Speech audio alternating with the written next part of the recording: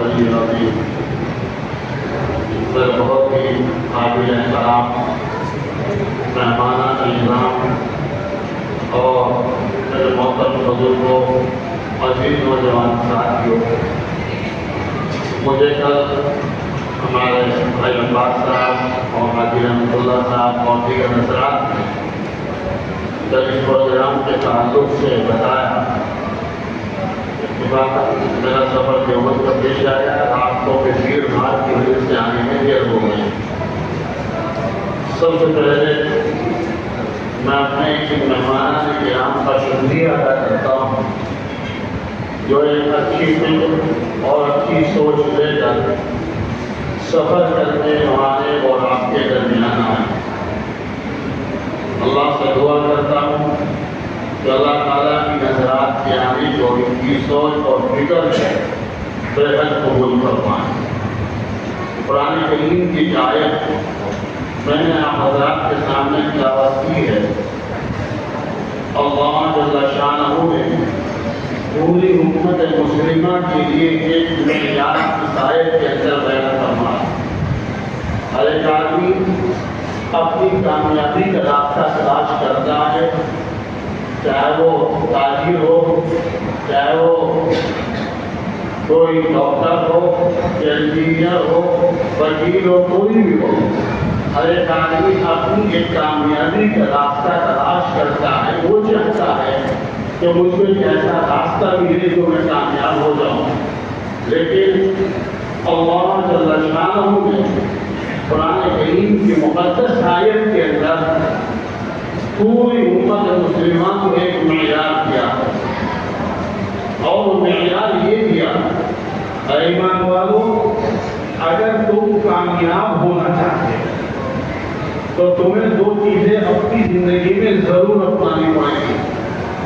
اور وہ ہے یا الذین آمنوا اطیعوا اللہ واطیعوا الرسول۔ ایمان والو، تم اللہ کی اطاعت کرو، اللہ کے رسول کی اطاعت کرو، فقد فاز فوزا عظیما۔ جب تمہارے اندر یہ شعور آ جائے گا، جب تمہارے اندر یہ سمجھ آ جائے گی، جب تمہاری زندگی میں اللہ کی اطاعت آ جائے گی، حضرت نبی اکرم صلی اللہ علیہ وسلم کی اطاعت آ جائے گی، فقد فاز فوزا عظیما، تو پھر یاد رکھو یہی بڑی کامیابی ہے۔ ایک پوری امت مسلمہ کی ایک پیغام اللہ جل شانہ نے دیا ہے۔ اب ہمارا چاہے کوئی بھی مسئلہ ہو، یا خوشی کا مسئلہ ہو، یا غمی کا مسئلہ ہو، شادی بیاہوں کا مسئلہ ہو،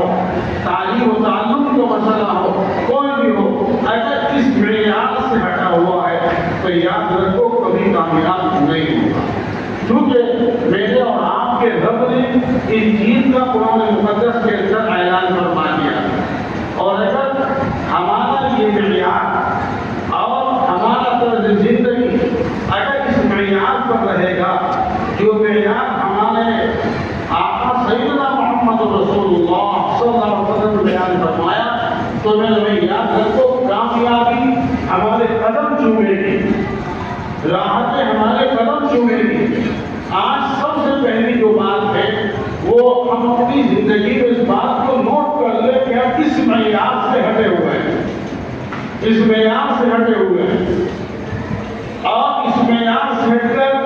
ہم نے الگ راہیں تلاش کر لی، ہم نے الگ سلسلہ بنا لیا، ہم نے اپنے الگ نظام بنا لیا، الگ سلسلے اور نظام بنا کر ہم کامیابوں کی طرف چلے گئے۔ میں یہاں پر میں سمجھتا ہوں کہ جو ہمارے مہمانان مکرم ہیں دو فکر لے کر آپ کے درمیان آئے ہیں، میں اسی کی وضاحت کروں گا۔ ایک فکر ہے تعلیم و تعلم کے اعتبار سے، جائزی کی بات ہے ایک، اور دوسرا فکر ہے کہ ہماری قوم کا امت مسلمہ کا جو فضولیات کے اندر پیسہ برباد ہو رہا ہے اس پر کیسے کنٹرول۔ دو بات بنیادی بات، اسی ذیل میں آپ حضرات کے بہت سارے مقاصد ہیں، سبھی کے مقاصد ہیں، لیکن بنیادی طور پر دو باتیں ہمارے مہمانان مکرم لے کر آئے۔ ایک کہ ہماری قوم مسلمہ کے اندر تعلیم و تعلم کا مسئلہ، تعلیم کی بیداری آئے، تعلیم آئے